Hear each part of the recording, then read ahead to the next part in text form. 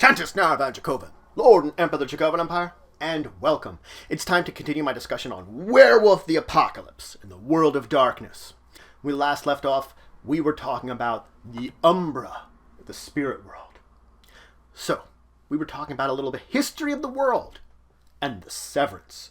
The breaking of the material world and the spiritual world, the world of matter and spirit, and the gauntlet which forged between them.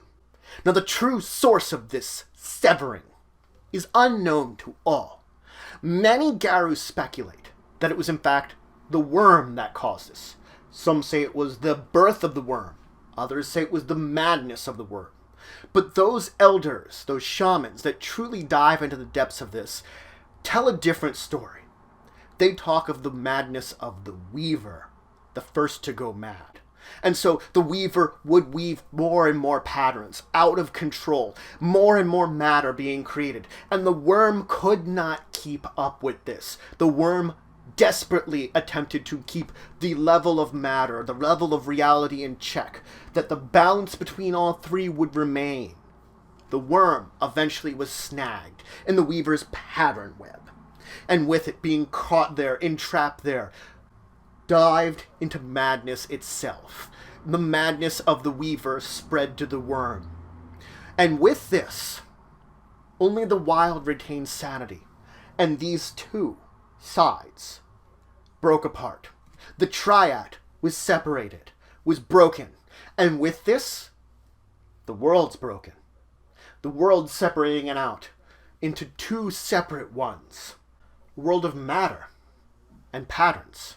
And a world of more spirit, where patterns can form and break apart, and seemingly sometimes have influence against the patterns here, seemingly mimicking them, seemingly almost creating them. But the true connections between the two can never occur. They are truly separate. Spirit and body are separated. This isn't to say that the bodies don't have spirit. The body of a creature will still have spirit, but their true spirit, the spirit that animates them there, but the true spirit, that is dormant and cannot be accessed. So those of physical bodies can communicate from body to body, but from spirit to spirit, they cannot truly connect together. They cannot communicate on both a physical and spiritual level in a manner of speaking. Only on a rare level can it seem like there's an actual connection between spirits. Can occur, but much rarer nowadays since the spirits are so dormant. And these spirits cannot travel between the worlds. These beings cannot travel. There are few creatures that can pass the gauntlet, if any. The garou are one of those creatures that can learn to pass through the gauntlet. The fact is, though, they can only approach the areas of the umbra close to the earth. Diving further into the depths of the umbras, to the deepest parts, is beyond most of the garous' abilities. Traditionally, it is against their abilities. And their ability to function within these areas, they cannot.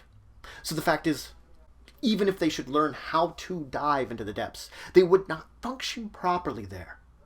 They are beings of the near umbra when they can learn to cross the gauntlet, which they can do, and they can become proficient at crossing the gauntlet, as traveling from our world to the spirit realm. They cannot destroy the gauntlet, but they can gain a proficiency that allows them to easily move into the spiritual realms, to sidestep. Stepping sideways, as it's referred to as. Spirit travel can become a skill they can master. Moving from one reality to another, these spiritual warriors do so for many reasons. To explore the depths of their spirituality, to learn more, to seek glory and honor against the dark creatures that may threaten to enter our world, or to perhaps find a way to once again break the barrier and reunite the worlds. All of these are at a cost of. All of these are at a great cost to these travelers, to these spirit warriors, that they are willing to give for their journeys into this umbra, into the spiritual world. Now, it is easy to see that garou are highly anachronistic in the world of today. They would not fit along with it in the modern society. They are connected directly to nature. They are hunters. They are beasts of the wild and nature. And in a modern society, they just don't fit in. It would be this way, save for the amounts of lethal violence they can deal out very easily. In the modern knights, their numbers dwindle and shrink. Less are being born, more are dying out, and their enemies grow in numbers and strength as humanity dives into the depths of both the Weaver and the Worm in a way. But this isn't to say the Garou are lost. Their courage, their bravery, their might rises up to the occasion against these challenges that forge themselves within the modern society, making them much more powerful warriors. As deeper and more desperate they go, the greater they are. Courage and determination, and the fact that they can see through their ancestral memories great cataclysms that have occurred before, and they are not going to allow another cataclysm to occur upon this earth. They will save Gaia. They will save the world, no matter what. Fear is a powerful motivator for many a Garou because of the fear of this cataclysm, of their enemies. But it is not the most powerful of the motivators that they have. Kinship, loyalty, devotion, passion, respect, and reverence for life.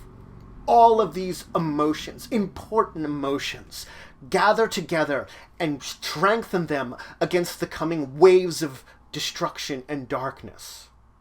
They fight for stirrings of ancestral memories, which are ever so faint in their minds, but quite potent and quite powerful. They remember when all life was connected as one. There are those Garou that reverence, love, and the connectivity of the positive emotions like that, and believe that through understanding we can forge and fix things. But there are also those that see love as a weakness, that believe hate will strengthen them, and that there's a time and a place for love, but it is certainly not the battlefield. That their own hatred and anger will drive them to be better at combat and better at defeating the enemies, of purging the worm, and saving Gaia. But that's it for today. So, we first talked about the two worlds, and the theory as to why there are two worlds, the reason that the gauntlet created, the breaking of the triad. That is the most popular opinion between the elders of the Garou.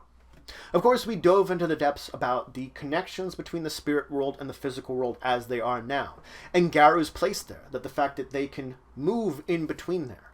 Now, they cannot dive deep into the umbra, but they can dive there, and there are reasons to dive there, whether honor or glory, or something else, perhaps to heal the world in some way. Heal it by destroying the gauntlet that none of them have found out how to do.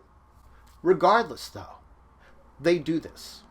They master stepping sideways. Not all of them, but some do. Of course, this led us to discuss Garou's place in the world, the anachronism of Garou and what it means to be in a modern society to a degree, and what it means to be in the world as it is. What drives them in this world which is again in a way turned against them, driving down against them. In the next episode, we're going to talk about some perspectives of the Umbra and how they can differ between tribes.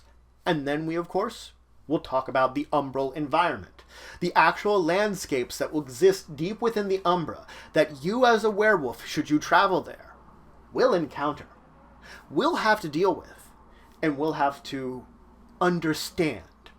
But if you have any questions, comments, anything you want to say, anything you think I left out, please just leave in the comments below. Please like, share, and subscribe. It shows you for the channel, the empire, the work I do. If you want to show some extra support, you can always check out my Patreon, link description below. There's some great rewards there, helps to grow and improve the channel and empire.